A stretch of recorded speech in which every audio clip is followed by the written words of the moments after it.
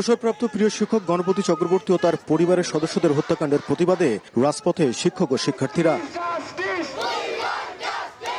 জড়িতদের দৃষ্টান্তমূলক শাস্তির দাবিতে রোববার সকালে রংপুর জেলা স্কুলের সামনে মানববন্ধন করা হয়। শুধু এই বিদ্যাপীঠের সহকর্মীরা নয়, প্রতিবাদে অংশ নেন কারমাইকেল কলেজের শিক্ষক ও শিক্ষার্থীরাও।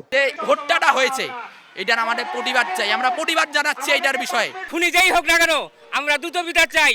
চাঞ্চল্যকারী হত্যাকাণ্ড নিয়ে সংবাদ সম্মেলন করেন Rangpur metro police commissioner Mohammad Abdul মাবুদ। তিনি জানান, বৃহস্পতিবার মধ্যরাতে নিজ ভবনের ছাদে ইয়াবা সেবনে বাধা দিলে উত্তেজিত হয়ে শিক্ষক গণপতি চক্রবর্তীকে গলায় গামছা পেঁচিয়ে হত্যা করে দুর্বৃত্তরা। শব্দ পেয়ে গণপতি চক্রবর্তীর স্ত্রী ছাদে উঠতে গেলে সিঁড়ির মধ্যে তাকেও গামছা পেঁচিয়ে হত্যা করা হয়। মেয়ে প্রার্থী সিঁড়ির দিকে এগুতে থাকলে গলায় রশি পেঁচিয়ে ও শিশু প্রিয়ম তাদের চিনে ফেলায় তাকেও একই কৌশলে গলায় গামছা পেঁচিয়ে হত্যা করা হয়। এই যে 4টা খুন হয়েছে, 4টা খুন একের পর এক হয়েছে। ঘটনা ভিন্ন খাতে নিতে হত্যার পর মালামাল লুট করে বাড়ির বাইরে থেকে তালা লাগিয়ে দেয় হত্যাকারীরা। একটা চুরিকে আগুন দিয়ে টেস্ট করানো হয়েছে, এটা গোল্ড নাকি গোল্ড না, তার মানে যে গোল্ডের ব্যাপারে অভিজ্ঞ সেরকম লোক এখানে জড়িত থাকতে পারে। এইসব তথ্য উপাত্ত বিশ্লেষণ করে আসামি গ্রেপ্তার করতে সক্ষম হয়েছে।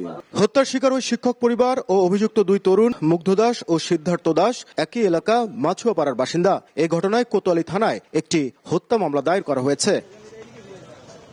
নাজমুল ইসলাম নিশাদ, সময় সংবাদ, রংপুর।